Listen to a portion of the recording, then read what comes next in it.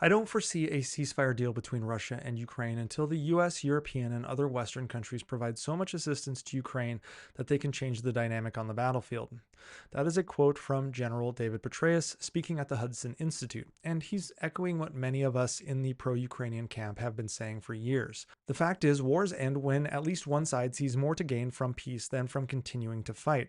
And as it stands, Russia still believes it has the upper hand, or at least the time and resources to wait out Ukraine and the West. Despite sustaining massive losses on a daily basis, Putin is still betting on war fatigue in the US and Europe. He's betting that elections will weaken Ukraine's support base across the continent, and he's betting that time favors an autocrat over elected governments because history has shown that to be the case. And let's be honest, Putin is not going anywhere. As all of us, including now General Petreus, are saying, to flip that calculation, Ukraine must continue to make this war untenable for Russia, militarily, economically, and diplomatically. And that isn't going to happen unless the battlefield situation shifts dramatically in Ukraine's favor. Historically, Russia doesn't make meaningful concessions from positions of strength or even stalemates, as we're seeing right now.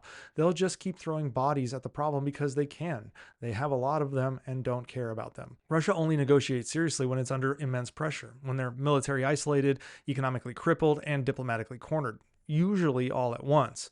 We have to help Ukraine create that pressure through our aid. Absent a collapse of Russian lines or decisive battlefield reversals, Putin has every reason to keep grinding forward. It doesn't personally impact him. The fact that Ukraine has gotten this far is already a testament to their incredible effort, because they've done it with inconsistent and delayed Western support.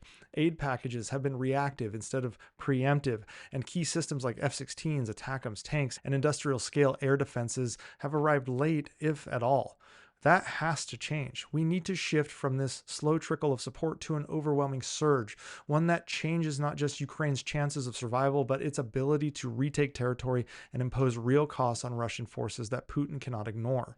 As much as Trump might want to believe otherwise, ceasefires don't come from moral arguments or diplomatic summits. They come from the cold math of the battlefield. If Ukraine is going to negotiate from strength, it needs to reclaim territory, wreck Russian logistics, and make further Russian advances strategically impossible. A frozen conflict on Russia's terms, which is close to what we are seeing right now, will only reward aggression and set the stage for future invasions. So any ceasefire made in this current state would be temporary at best and very dangerous at worst. But if Ukraine can reverse Russian gains with Western support, everything shifts. Putin would be isolated. China would rethink its calculus on Taiwan. The global south would see that Russia's imperial ambitions failed, and pressure could build inside Russia itself to overthrow Putin. So yes, General Petraeus is right, as he often was, except for one very critical situation. There will be no meaningful ceasefire until the West helps Ukraine break the military stalemate.